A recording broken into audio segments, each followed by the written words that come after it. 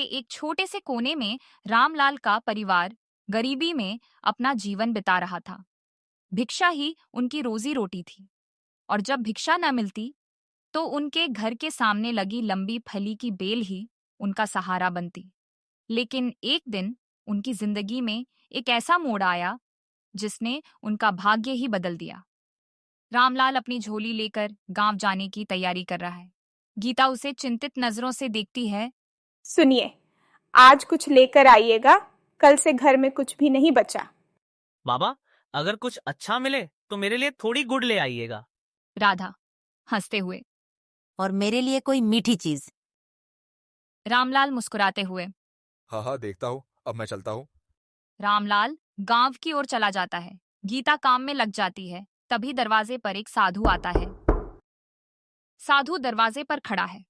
उसके चेहरे पर तेज है।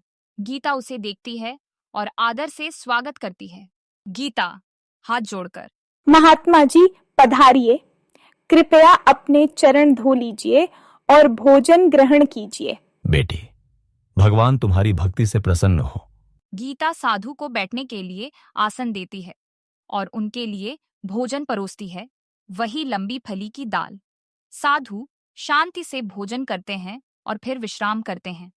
कुछ समय बाद वे उठते हैं और बेल के पास जाते हैं। साधु लंबी फली की बेल को जड़ से उखाड़ देते हैं और उसकी पत्तियां व कलियां इधर-उधर फेंक देते हैं। गीता घबरा जाती है और रोने लगती है। मोहन और राधा भी घबरा जाते हैं। रामलाल वापस आता है और स्थिति को देखता है। गीता रोते हुए। महात्मा जी, हमने आपका क्या बिगाड़ा था? यही एक सहारा था हमारे भोजन का, आपने इसे ही नष्ट कर दिया। रामलाल शांत स्वर में।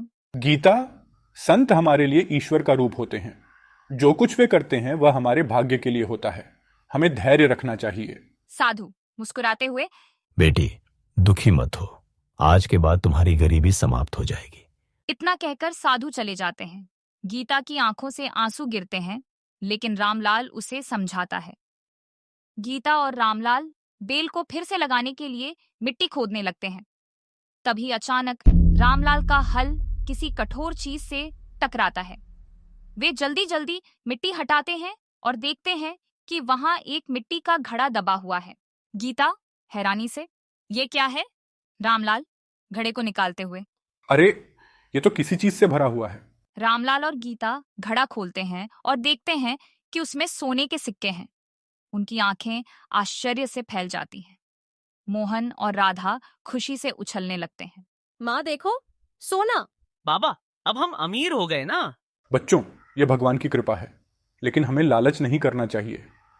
चलो साधु बाबा के पास चलते हैं। रामलाल, गीता और बच्चे साधु के ठिकाने पर जाते हैं। महात्मा जी, आपकी कृपा से हमें ये धन मिला। कृपया बताइए, हम क्या करें? यह तुम्हारी मेहनत और सच्चाई का फल है। इसे ईमानदारी से उपयोग करो और किसी को इसके बारे में मत बताना। सदैव नेक मार्ग पर चलो। रामलाल और गीता हाथ जोड़कर साधु को प्रणाम करते हैं और वापस लौट आते हैं। अब रामलाल का परिवार गरीबी से मुक्त हो चुका है। उन्होंने अपने धन का सही उपयोग किया और गांव में भी सेवा कार्य किए। उनका जीवन पहले की तरह कठिन नहीं रहा, लेकिन वे विनम्र और ईमानदार बने रहे।